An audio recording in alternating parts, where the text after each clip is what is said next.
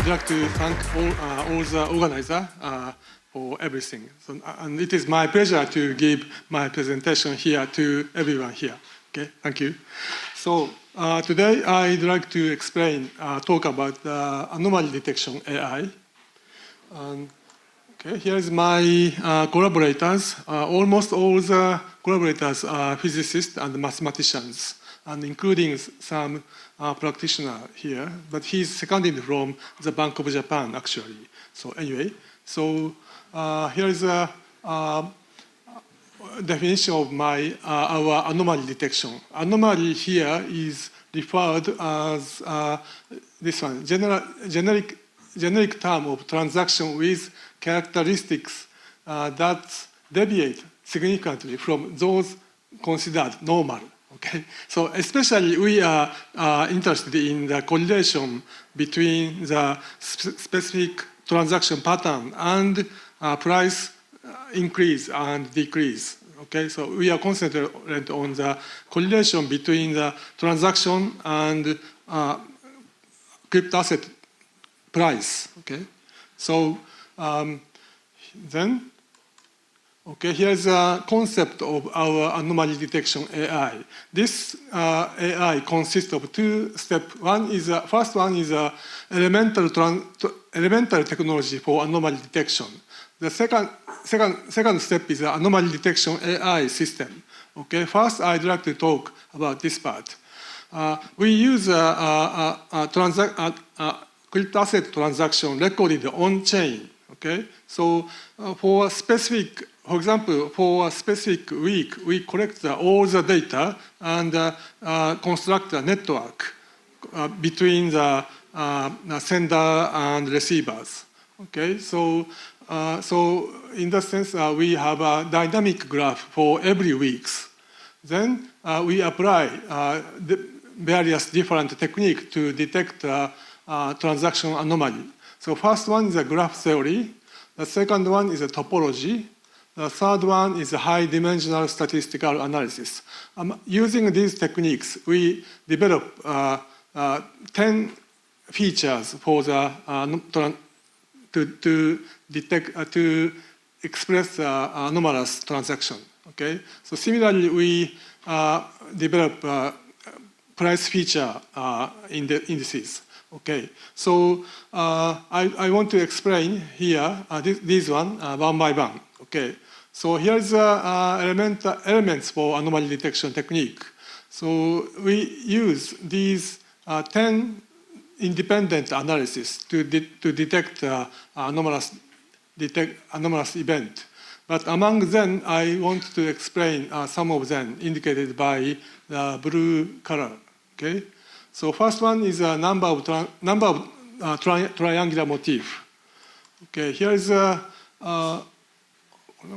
okay. Anyway, so this is a explanation for the triangular motif analysis. For the triangular motif analysis, we have these 16 independent patterns. We find the number of these elements in the real transaction network first, for a specific week. Then we randomize that network to count the number of each element. Okay, we repeat this, for example, 1,000 times. Then we calculate this z-score based on the result for the real network and randomized network. So if we have larger than 1 or smaller than -1 z-score for each specific motif element, those elements is statistically significant. Or okay, yeah, okay, yeah.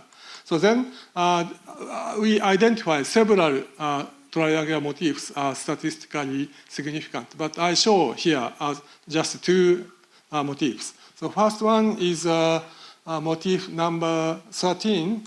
This one. So in this case, okay, price is shown in this red curve. So, but just before the increasing the price, this motif decrease. Okay, this is statistically significant. So, motif 13 is statistically significant and can be used to detect a change of the sudden price change. Okay, so similarly, motif 14 is here. This one increased just before the price increase. So in that sense, this is also catch some price information. Okay, so in this kind of analysis will help to catch the price change. Okay, so previous one is indicator 3, but next one is indicator 5. In this analysis, we use a Hodge decomposition. In the network, we have this adjacency matrix. If node I and J is connected, AI is equal to 1, and otherwise equal to 0. Okay, so similarly, we have weighted adjacency matrix. But in this case, weight is just an amount of the transaction. Okay, so we have A and B. And using a matrix A and B, we can define flow matrix in Fi, F, and weight matrix W. Okay, so using weight matrix W, we can calculate graph Laplacian in this way that is defined by L. So then we have this linear equation. F is defined here, L is defined here. So we can easily solve this one to evaluate the potential phi. Okay, so then once we get the potential phi, we can calculate the flow part of the transaction. Okay, that is F potential. Sorry. So yeah, this is potential flow. Okay, so by subtracting the all flow by this potential flow, we get the loop component. So in this way, we can decompose the flow component and loop component of the crypto asset transaction. Okay, so then here is an example of the remittance analysis of the remittance transaction recorded on XRP ledgers. Especially, this one is a result for the Ethereum. So in early 2018, the price of the Ethereum increased very much. Okay, so then at that time we have a large remittance amount here. Okay, we have this increase, and at the same time here the potential flow decreased before the price increase. Similarly, circular flow or loop flow increase before the price increase. So therefore, this quantity and this quantity can be early indicator for the price increase. Okay, so this is some index, and next one is indicator 8. This is a rich curvature calculation. Based on optimal transportation theory, we can define the curvature for the edge on the network. So here is the definition of rich curvature between node X and node Y. So D is a hop distance between node X and node Y, and W1 is a Wasserstein 1 distance defined by this equation. These are just a hop distance, and mu is a variable, actually positive variable, depend on node I and node J. So we minimize this function with the constraint of this relationship. Then the minimized value is equal to the Wasserstein 1 difference. So then we can calculate the curvature between node X and node Y. Okay, so to understand the meaning of the network curvature, I show the simple example. So here in this tree, we have a negative curvature in this direction here, this direction, and in the perpendicular direction, we have positive direction. So therefore, we have a kind of saddle point here. One direction is negative curvature, the other direction is positive curvature. So this network is embedded on a saddle point. Next one is a grid network. In this case, almost all the curvature is very small. Actually, this is very close to the plane, just a simple plane. Okay. The third one is a creek. In this case, all the curvature is positive. So this means that a creek is embedded on a sphere surface like this. So if network curvature increase, that means we have a more dense relationship for the transaction network. Okay, so let's apply this method to the actual data. So then we have this one here. So upper two panels show that curvature distribution for the normal period. Okay, lower two panels show that curvature distribution for the peak of the bubble. Then you can see that the distribution shifted to the larger direction. So therefore, we have a larger curvature for the peak for the network at the price peak. Okay, so this can detect bubble formation, and if you find which link is largely contributed to the increase of the curvature, then you can identify some characteristic pair of node. That's the transaction. Okay, so anyway, so the last one is a correlation tensor analysis. So if we calculate the correlation between the scalar variable, we have a correlation matrix. But in this case, we embed the network into a vector. Each node is expressed by vector by considering the surrounding neighbor nodes. Okay, so we have vector for each node. Then the correlation will be a correlation tensor. Okay, so then we can calculate this according to this equation, the correlation tensor. Then we need to calculate the singular value for this correlation tensor by using double singular value decomposition. We apply singular value decomposition twice to get the singular value. Okay, so we have this black symbol shows that empirical singular value distribution. For green curve, we randomize the network. Then we calculate, we repeat the same calculation. Then we get this green distribution. You can see that the largest singular value is statistically significant.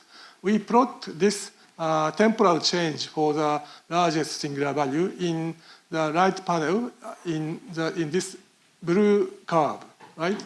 Okay, so you can see that this is price. So you notice that this decrease is earlier than the price increase. So we have clear negative correlation, but the movement is slightly earlier than the price increase. So that means again, this quantity can be early warning for the price increase. Okay, so this is so this is the last indicator. So so we have in this way we have 10 independent indicator or 10 independent features. But for a bubble period, some indicator show that this is a bubble, but some indicator show that this is not bubble. So we need, therefore, if we use these 10 indicators, as an input, if we use these 10 indicators, we need to calculate the comprehensive index for the bubble formation. To do so, we use Boltzmann machine. Okay, so we use these vectors as an input of Boltzmann machine. Similarly, we develop the price feature vector. This is also the input of this Boltzmann machine. Boltzmann machine output the comprehensive index for the bubble formation. Okay. Do you have any question? Please ask. Do you have any question? Please ask me. Okay. Why Boltzmann machines? I mean, why Boltzmann machine did you look for the multi-layer No, neural networks. I didn't follow you. Could you? Why you use Boltzmann machines? It's very specific kind of system and not particularly powerful. Okay, thank you very much. Nice question. This is an example, but I'm going to explain why Boltzmann machine is useful in below. Okay. So then we can. Okay. Anyway, I will explain why we use this one. But using a Boltzmann machine, we can develop some comprehensive indicator. If this comprehensive indicator tells us this is bubble, then we can identify which one is the anomalous node, which one is the anomalous transaction using this method. Okay, so these three hierarchical steps are used. Okay, then in the next slide, I want to explain why the Boltzmann machine works. Okay, so this is okay, so I have 3 minutes. Okay, so here's just a simple example why Boltzmann machine works. Okay, in this example, I use just 6 dimensional vector as an input. Okay, so I use 6 visible variables and 2 hidden variables. Okay, so then Boltzmann machine. Here is a summary of the Boltzmann machine formulation. Okay, so anyway, so do you know about the Ising machine? Okay, so Boltzmann machine is a kind of reverse method for the Ising machine. Ising machine gives us a variables pattern based on the given interaction, but Boltzmann machine works in a different way. For a given set of variables, we can estimate the parameters. Okay, so then. Okay, here's anyway. So that is a fundamental picture for why we use the Boltzmann machine. So then this is an example of the input data. We have just 6 dimensions. So we have more than 10 indicators, but we binarize those indicators to use as an input. Here is just an example. So suppose 1 is an anomalous event. 0 means normal. So in this input, most of the variables are equal to 1. Some of the method tells us most of the variables equal to 0. That means normal state. 1 is anomalous state. Okay, so using these variables as an input, we can reconstruct the data. Here is the result for the reconstructed data using Boltzmann machine. You can see that almost all the vector was well reproduced. So just this component was not well reproduced. But anyway, the method can learn the parameter using the